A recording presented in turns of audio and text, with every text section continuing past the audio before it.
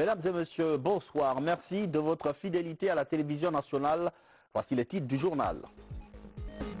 À la une de cette édition, l'inauguration de la Chambre de commerce, d'industrie et d'artisanat de la région de Bokeh. Professeur Alpha Condé a présidé la cérémonie. Objectif à soutenir les jeunes et les femmes dans leurs activités. C'est parti pour un nouveau schéma de gestion des déchets solides en Guinée. La phase pilote est mise en œuvre dans la commune de Kaloum. Elle va s'étendre sur une période test de 3 mois. Justice de proximité, le ministre Cheikh Sako s'engage. Il est en tournée en forêt et promet de renforcer l'arsenal de lutte contre l'impunité. Les tribunaux sont ouverts aux citoyens. Voilà pour les titres. Mesdames et messieurs, bonsoir et merci de nous rejoindre dans cette édition qu'on ouvre par ce décret numéro 103 portant nomination de cadres au ministère de l'Industrie et des petites et moyennes entreprises. Le président de la République, vu la Constitution, décrète. Article 1er. Les cadres dont les prénoms et noms suivent sont nommés dans les fonctions ci-après. Secrétaire général, M. Alseni Silla, confirmé. Chef de cabinet, Madame Fatoumata Bangoura, master en gestion et management des organisations. Conseiller principal, M. Yeke Goumou, précédemment directeur national chargé des questions industrielles et de la qualité. Conseiller chargé des questions d'industrie et des PME, M. Billy Nankouma Kondé, précédemment directeur national de l'industrie. Conseiller chargé des questions de qualité et d'innovation, M. Mamadi Touré, chef de division de l'Institut national guinéen de normalisation et de métrologie. Conseiller juridique, M. Yacouba Diaré, juriste précédemment à la direction du service de la propriété intellectuelle. Conseiller chargé de mission, M. Ali Keba Bangoura, confirmé. Attaché de cabinet, M. Talibi Kamara, précédemment en service à la Direction nationale de la promotion du secteur privé. Inspecteur général, Dr Mamadi Ndjoubate, confirmé. Inspecteur général adjoint, M. Ibrahima Khalil Bangoura, précédemment chef de division à la Direction nationale de la promotion du secteur privé. Directeur national de l'industrie, M. Idrissa Han, diplômé en audit et contrôle de gestion. Directeur national adjoint de l'industrie, M. Mamoudou Kaba, précédemment chef de division à la Direction nationale des petites et moyennes entreprises. Directeur national des petites et moyennes entreprises, M. Boubacar Silla, confirmé. Directrice nationale adjointe des petites et moyennes entreprises, Madame Fanta Berete, précédemment coordinatrice de projet à la mission de la Commission de l'Union européenne. Directeur national de la promotion du secteur privé, Monsieur Agibou Berete, confirmé. Directeur national adjoint de la promotion du secteur privé, M. Mamadou Saliou Diallo, économiste, chargé de cours d'économie à l'Université Clermont-Ferrand, France. Directeur général du Bureau de stratégie et de développement, M. Saïdou Sall, en service au Bureau de stratégie et de développement. Directeur général adjoint du Bureau de stratégie et de développement, M. Samba Bokoum, précédemment en service à la Direction nationale de l'industrie. Directeur général de l'Institut national de normalisation et de métrologie, M. Djoumé Sangaré, confirmé.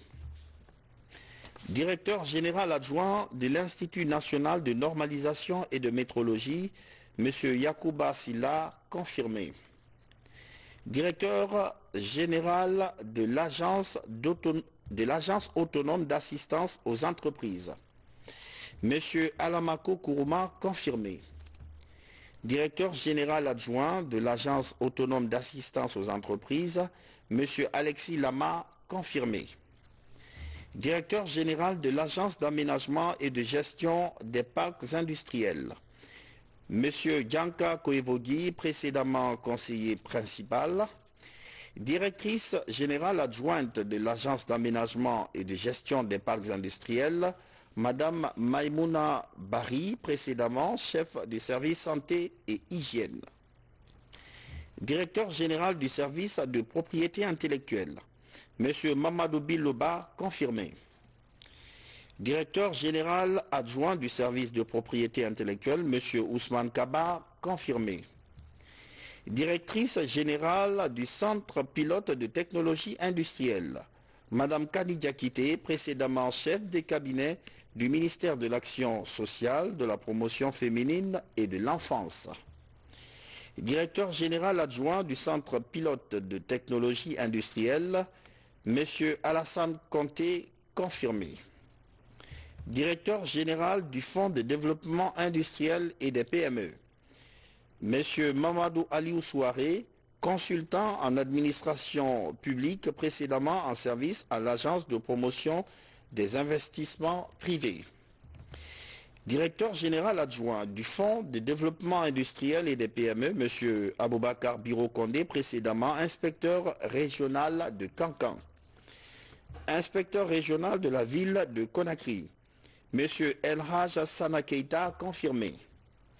Inspecteur régional de Kindia, Monsieur Alpha Amadou Diallo, confirmé. Inspecteur régional de Mamou, Monsieur Alpha Joe Diaby, précédemment inspecteur régional de l'Abbé. Inspecteur régional de Boké, Monsieur Mamadou Saliou Sogo Bari, confirmé. Inspecteur régional de l'Abbé, Monsieur Mamadou Samba So, précédemment inspecteur régional de Mamou. Inspecteur régional de Kankan, Monsieur Lanciné Traoré, précédemment directeur préfectoral de l'industrie de Sigiri. Inspecteur régional de Farana, Monsieur Sanoussi Mara, confirmé. Inspecteur régional de Zérékouré, Monsieur Jean-Christophe Guilavogui, confirmé. Article 2. Le présent décret, qui prend effet à compter de sa date de signature, sera enregistré et publié au journal officiel de la République Conakry, 30 mars 2019, signé professeur Alpha Condé. Hier, le président Alpha Condé a inauguré la Chambre régionale d'agriculture et de commerce et d'artisanat de Boké, une cérémonie à laquelle plusieurs acteurs de ces trois secteurs ont pris part. Objectif, soutenir les jeunes et les femmes et améliorer le climat des affaires. Sanassi Keita.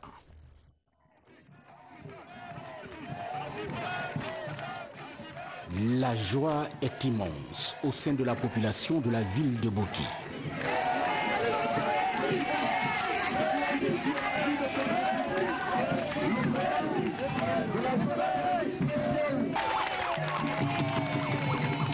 Ces citoyennes et citoyens de Kakandé sont ravis de voir le chef de l'État venir prendre part à cette cérémonie d'inauguration de la Chambre régionale de commerce, d'industrie et d'artisanat de Boké. Le maire de la ville de Boké met ainsi l'occasion à profit pour remercier le chef de l'État, professeur Alpha Condé. Excellence, Monsieur le Président, je voudrais au nom des populations de Kakandé vous remercier pour cette œuvre majestueuse qui vient de nouveau s'ajouter à la liste des réalisations qui va faciliter le travail et l'amélioration des conditions de vie de nos laborieuses populations exerçant les activités commerciales sur le plan national, régional et international. Nous vous remercions aussi pour l'initiative de l'érection de Boké en zone économique spéciale dont vous êtes en train d'envisager la disposition pour en définir le contenu. Excellence, Monsieur le Président, pour terminer, permettez-moi de vous affirmer que nous sommes toujours prêts à vous accompagner dans le combat que vous menez inlassablement pour le développement de la prospérité de notre pays. Les responsables de la Chambre nationale de commerce, d'industrie et d'artisanat de Guinée rassurent. Ce vendredi 29 mars 2019 est un jour important pour notre région, pour ses habitants et pour ses élus. En effet, nous allons dans quelques instants procéder à l'inauguration du siège de la Chambre régionale du commerce, d'industrie et d'artisanat de Guinée, après 61 ans d'indépendance. C'est pourquoi je remercie très sincèrement le président de la République, son Excellence professeur Alpha Condé, chef de l'État et tout son gouvernement pour l'effort fourni au développement du secteur privé guinéen et d'avoir fait aussi de Boké une zone économique spéciale, quelque chose qui favoriserait beaucoup plus le climat des affaires dans notre région. Il me convient d'affirmer que doter la Chambre régionale de Boké d'un tel édifice est un acte de haute portée, patriotique, intellectuel, économique, jugez-en. Premièrement, Boké est devenu une zone économique spéciale grâce à une politique visionnaire basée sur les immenses ressources bauxitiques dont regorgent ces terres. Deuxièmement, peut-on savoir le nombre de bras valides, de cerveaux et de capitaux qui attirent les gigantesques projets d'exploitation minière situés à Boké? Troisièmement, cette densité augmente la production et la consommation à un rythme qui multiplie des échanges commerciaux. Faire bénéficier des filles et fils de Kakandé les nombreuses richesses dont dispose leur ville. C'est l'objectif fondamental que s'est toujours fixé le président Alpha Condé. Professeur Alpha Condé qui a appelé les femmes de Boké à davantage s'organiser dans les MUFA afin qu'elles bénéficient pleinement de son soutien constant. Nous n'accepterons aucune spéculation sur les terrains qui vont être sécurisés pour la zone économique et la zone agricole. Tout spéculateur qui viendra pour acquérir ces terrains et perd son temps, nous allons récupérer les terrains sans l'indemniser. Il faut que ça soit très clair. Nous n'allons pas accepter que les hommes d'affaires véreux viennent acheter les terrains pour les vendre au gouvernement très cher. Donc, je dis aux maires, aux sous-préfets, aux préfets, aux gouverneurs, d'abord, les préfets et autres n'ont pas le droit de vendre des terrains. Nous avons pris un décret pour interdire la vente des terrains. Donc, tout spéculateur qui viendra acheter des terrains dans la zone économique en pensant qu'on va l'acheter, il se trompe. On va prendre le terrain sans indemnisation. Je suis très clair parce que nous n'allons pas accepter que nous voulons développer la région et que les gens viennent spéculer. Le gouvernement a le pouvoir d'exproprier pour cause d'utilité publique. Donc, si nous voulons que les gens investissent, il faut qu'ils aient la sécurité foncière. Quelqu'un ne peut pas venir sur son usine, demain, quelqu'un vient lui dire non, le terrain appartient à mon grand-père, à ma grand-mère. Ça, on ne va pas l'accepter. Il ne faut pas accepter que votre région qui va se développer, ce développement soit bloqué par quelques spéculateurs. Donc, monsieur le maire, vous êtes le premier averti, vous avez été le président de CRD. Cela est valable pour tout le monde. Je vais m'adresser maintenant aux femmes de Boké. Vous êtes organisés, mais vous devez tous vous organiser dans les MUFA. Si vous voulez qu'on vous accompagne, il faut que vous organisez dans les MUFA. C'est comme ça qu'on pourra vous accompagner pour renforcer vos activités. Na buka Guinée ouembo singena organisation ko na wira bo la mone organiser MIFA na noma o dide noma Guinée malife ni fera parce que Guinée volema etingri et na doni tongo et fimane mais on a dit de keren ko bi nga organiser MIFA jeune dame leader on a awo noma wa ba se no bere ha unoma ona afra de gwansanda de unoma awanyati ora. J'avais demandé que le transport de la bauxite soit réservé aux Guinéens. Il y a un progrès parce qu'il y a 14 groupements économiques. Mais jusqu'à présent, il n'y a pas un groupement d'intérêt économique pour les jeunes. Or, le transport de la bauxite doit servir à diminuer le chômage jeune. Donc, nous allons faire en sorte qu'il y ait des groupements d'intérêt économique se créent afin que les jeunes participent à l'exploitation, au transport de la bauxite. J'ai dit aux sociétés minières comme aux autres sociétés que tous les directeurs de ressources humaines doivent être guinéens. Parce qu'ils connaissent mieux les coutumes et les rapports avec les Guinéens, ce sont des Guinéens. Donc nous exigeons de toutes les sociétés minières et les sociétés étrangères que les directeurs de ressources humaines et la personne chargée des rapports avec les communautés soient guinéens. Donc nous allons veiller à cela. C'est ça qui peut permettre une harmonie entre les populations et les sociétés. Mais aussi, vous devez veiller sur les sociétés comme sur la prunelle de vos yeux. J'ai demandé au ministre des Mines de faire accélérer la construction de la contournante afin que beaucoup ne subissent plus les nuisances des camions. Mais aussi qu'on protège les cultures maraîchères en faisant des cultures sous serre. Mais aussi des pavés dans les villages traversés et les champs afin que le développement de la mine n'entraîne pas l'atteinte à notre environnement. Notre environnement doit être protégé parce que c'est notre bien commun. Voilà ce que je viens de dire aux autorités, aux gouverneurs, aux préfets, aux sous-préfets, aux maires, aux présidents de CRD. Nous devons tous veiller à la protection de notre environnement. Pour cela, vous devez travailler avec les sociétés minières. Mais personne ne peut se préoccuper plus que nous de la protection de l'environnement dans notre pays. Parce que nous avons vu ce qui s'est passé dans les pays développés. Nous avons des Aubert. Nous avons mini Hébert. Nous avons fait directeur de ressources humaines. Nous avons fait Guinée. Nous avons fait des populations dans Guinée. Nous avons fait des populations dans Guinée. A filin de o ma gine kana ko o be na sanema pour que be na sanema faut miner bien ko mali pour faire culture sous serre c'est-à-dire anga ndara una ko simana mbuma akudo ko na ali en simbala fala ministre be ela accéléré na kila la ba fe na rambo ko contournement akuto voto na fa boké o be la souffler et na fa accéléré donc parle na fa do be surtout ka wa Guinée là ou organiser ou c'est mi fa kui non non Guinée bien malide a aussi au mifa kui do nkele gidana ga bala sa Guinée malina ina mifa kui na wali e bala sa fu ira fala e bala kindera fala kindera fala e bala se guera fala mifa ni fera fa mo organiser ma mifa est-ce que vous organisez mifa vous organisez mifa obi o bala yeli cotiser o yeli cotiser 225 millions pour tout Boké. Les femmes des Corée ont cotisé déjà 2 milliards. Monsieur le maire, une ville comme Boké, ça sert seulement 250 millions. De même les petites préfectures dépassent 250 millions. Alors, donc, vous ne pouvez pas connaître les femmes de Boké. On dit, aide, Dieu va t'aider. Si vous voulez que le président vous aide, que la banque vous aide, vous devez vous aider. À Guinée, il faut que tu autant de côté, faut 250 millions. De la Guinée, va cotiser 2 milliards. Et ils ont eu 5 milliards. Autant que 250 millions. Alors, monsieur le maire, il faut organiser les femmes, mieux les accompagner, parce qu'elles cotisent non les aides de la banque leur perdent de l'argent. Alors, je vais avoir très rapidement savoir qu'ils ont cotisé au maximum. Alors vous avez la responsabilité.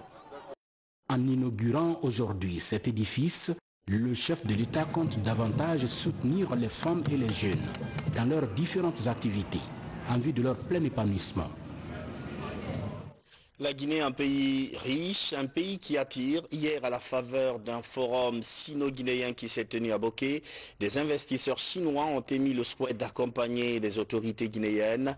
Des groupes thématiques, des discussions animées au cours de cette rencontre ont permis de présenter le potentiel guinéen dans tous les secteurs d'activité. Kerno Ousmane Diallo. Autour de la même table, membres du gouvernement et investisseurs chinois. Les uns présentent les potentialités de développement économique du pays, les autres manifestent leur désir d'investir. Un forum en marge des travaux de lancement du projet de construction du chemin de fer Télémélé-Boké pour davantage renforcer les liens économiques entre la Guinée et la Chine avec de grands investissements. Ce sont mes amis, des camarades à l'école de commerce Chongqing en Chine. Tous ce sont des investisseurs potentiels. De mon côté, j'aimerais bien les inviter pour venir découvrir la Guinée, pour leur montrer comment on a fait en Guinée le chemin qu'on a parcouru, également pour monter cette table ronde, pour avoir un dialogue direct avec nos ministres, pour qu'ils savent les interlocuteurs à venir. L'amélioration du climat des affaires, les facilités d'investissement et le plan de développement économique et social sont expliqués à ces investisseurs venus de Chine. La réussite du projet SMB est rappelée pour illustrer l'engagement de l'État à soutenir les investissements privés.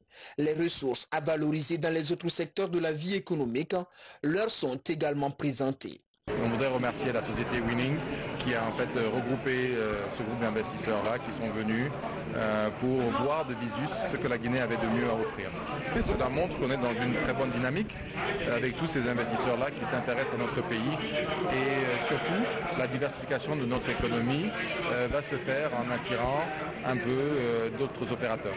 Et cette année, la Guinée célèbre les 60 ans de relations diplomatiques entre le pays et la Chine, avec des investisseurs chinois de plus en plus désireux à soutenir la croissance économique guinéenne. Cette relation se renforce au quotidien. Bokeh qui est devenu une plateforme minière par excellence et la zone d'intervention de la SMB. Le consortium, il vous souviendra, a signé récemment un contrat d'extension de ses activités. Contrat assorti de plusieurs avantages comme la réalisation d'un chemin de fer qui va relier la préfecture de Télimélé au port fluvial de Dapilon. Ces travaux lancés hier vont permettre de privilégier la politique d'embauche locale. Valérie Talimané. L'activité minière est en pleine extension en Guinée. Troisième producteur mondial de bauxite au monde, le pays compte se hisser à la place de leader. Un leadership qui permettra à notre secteur extractif de porter véritablement la croissance économique. En 2018, la SMB a exporté 40 millions de tonnes de bauxite. Ce chemin de fer qui sera réalisé sur le corridor Télimélé-Boufa-Bokeh, long de 135 km, vise à accroître la production et l'exportation. Il vise également à réduire la pollution de l'environnement due au transport terrestre. Le projet intègre le chemin de fer, la mine, la raffinerie et l'agriculture, avec pour ambition de donner un sens à la zone économique spéciale de Bokeh. Il faut retenir également que c'est un chemin de fer qui est prévu d'être réalisé dans le cadre d'un BOT. Donc à terme, il devra être restitué à l'État guinéen et il va être multi-usage et multi-usager.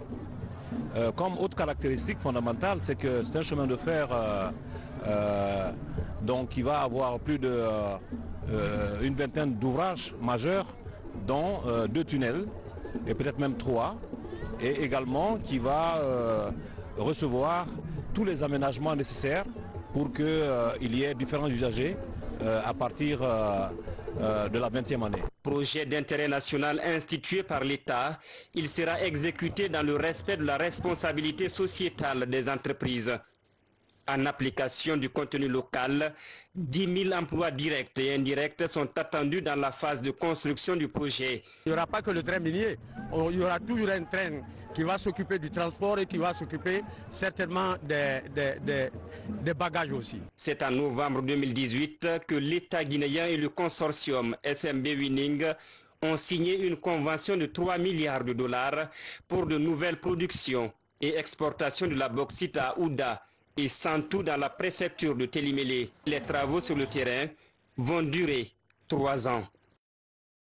Dans l'actualité nationale encore, le gouvernement guinéen a lancé ce samedi la phase pilote de son schéma de professionnalisation de la gestion des déchets solides. Cette phase pilote de 3 mois est mise en œuvre dans la commune de Kaloum. Des équipements modernes de ramassage sont mis à la disposition des acteurs pour la réussite de cette opération test.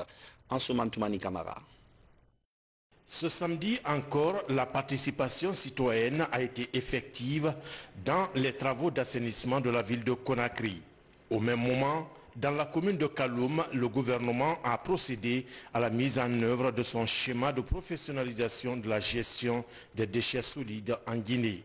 Ce processus commence par une phase pilote de 3 mois à Kaloum, divisée en 5 zones. 13 équipes avec un rythme permanent de rotation assurent l'assainissement de ces zones qui englobent les quartiers de Kaloum. Aujourd'hui, c'est le point de départ de ce que nous avons appelé il y a 5 ou 6 mois l'institutionnalisation du processus, avec l'engagement d'un opérateur, avec des commandes massives d'équipements.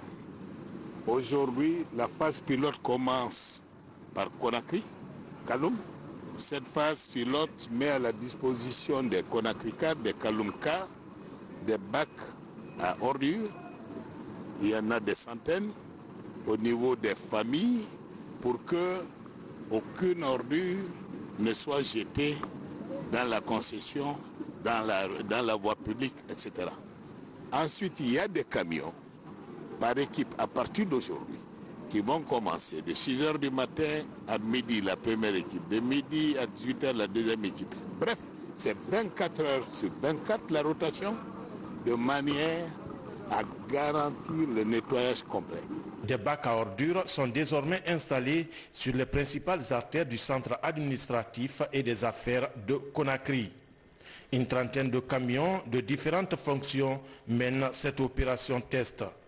Des équipements modernes pour assurer la gestion efficace des ordures ménagères à Kaloum. C'est une opération à plusieurs étapes. Les camions que vous voyez là sont des camions qui sont destinés au nettoyage des rues, au balayage des places publiques, au ramassage des déchets et au dépôt de ces déchets au niveau du dépotoir de la minière.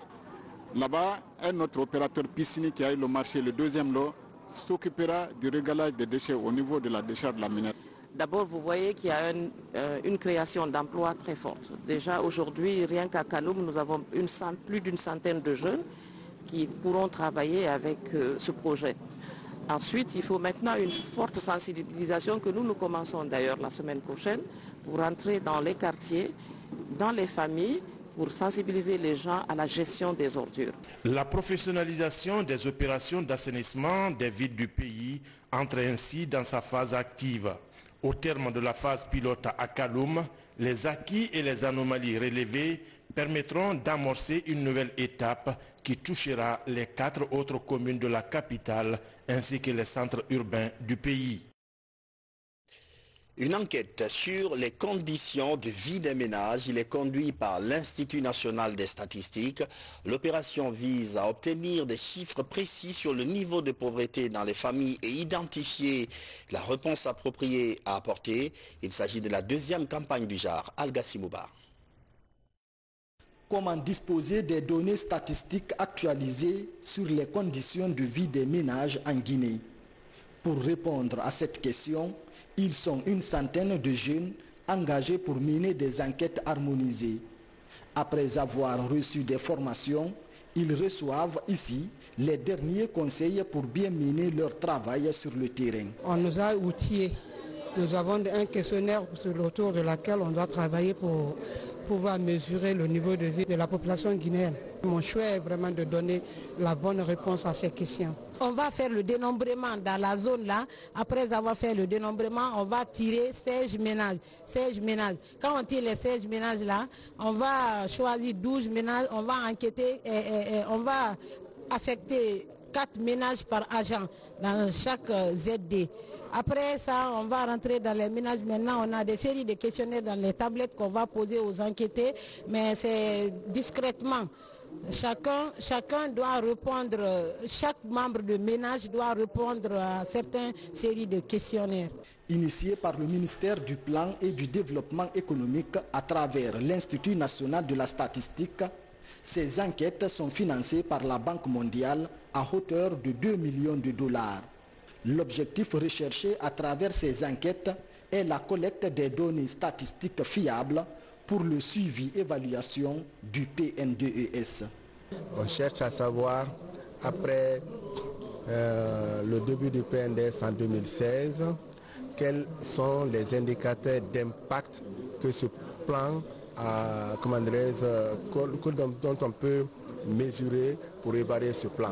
Parmi ces indicateurs d'impact donc de mesure du PNDES, il y a le taux de pauvreté, il y a l'accessibilité aux services sociaux de base, il y a aussi le taux d'éducation, c'est-à-dire que le niveau d'instruction de nos populations. Cette enquête est très importante pour élaborer et faire l'analyse de certains domaines liés à la réduction de la pauvreté.